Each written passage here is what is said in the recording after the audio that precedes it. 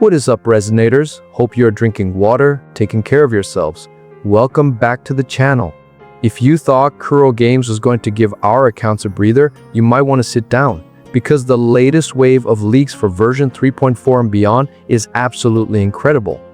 We finally have concrete details on how the Cyberpunk collaboration banners are actually going to operate, alongside a massive confirmation on our free 5-star unit.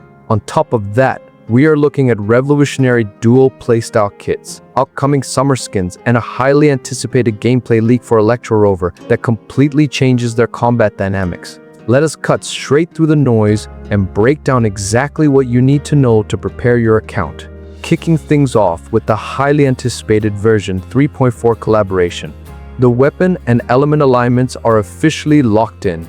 Lucy is entering the roster as a premium 5-star spectral pistol user, while Rebecca is arriving as a 5-star electral pistol user.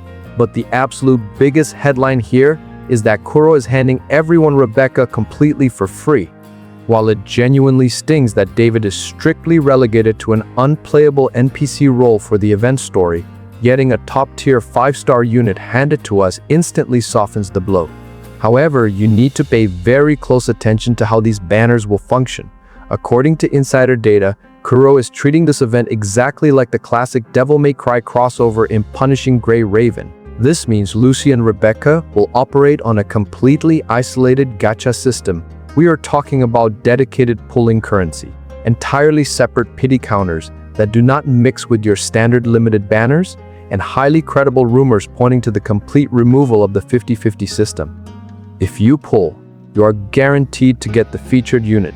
It is an incredibly generous setup that takes the risk out of securing your favorite Edgerunners. Moving into the second phase of version 3.4, the spotlight shifts to Lucila, a 5-star Glacial Rectifier user who is about to make theory crafters very happy. The true value of Lucila lies in her heavily rumored dual-stance kit design.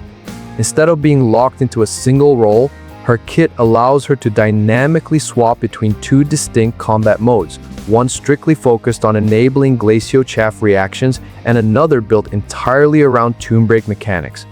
This level of foundational versatility means she can completely transform her utility depending on the exact composition you drop her into, much like the flexible setups we have seen with other top-tier units. An obvious, devastating team composition people are already preparing for is running Lucila alongside Hiyuki and Chisa to maximize those layered elemental interactions. Next up, let us talk about the upcoming cosmetic roadmap. Version 3.4 is already confirmed to deliver highly anticipated summer skins for both Chisa and Line.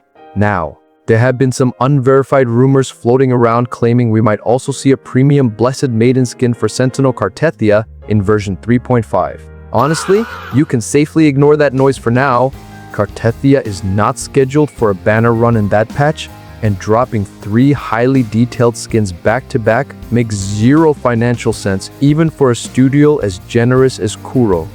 Speaking of rumors, we absolutely need to address the massive amount of misinformation spreading everywhere regarding the version 3.5 Electro Rover.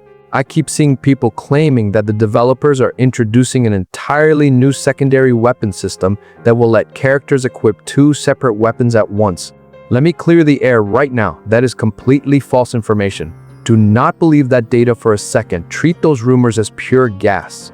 What the leaks actually reveal is that the Electro Rover has a beautifully designed, built-in transformational kit featuring 2 weapons merged into a single weapon. Exactly like how Hiyuki dynamically draws a bow directly from her sword to unleash specific skills and attacks on an opponent. The Electro Rover's standard blade mechanically shifts into a crossbow during their native combat strings. Visually, it gives you that incredibly sleek dual-wielding aesthetic, but mechanically, it is entirely self-contained within their animations. The developers are not planning a complicated secondary weapon slot that forces you to pull for extra gear. It is purely an innovative animation design, and honestly, that makes the gameplay feel infinitely more fluid without ruining our account economy.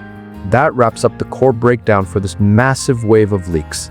The sheer amount of innovation Kuro is pouring into these upcoming patches is incredible. from isolated guaranteed banners to deeply unique weapon mechanics. Make sure to drop a like on the video. If this breakdown helped you sort fact from fiction, hit that subscribe button to stay updated on all future deep dives, and take care of yourselves out there. I will see you all in the next one.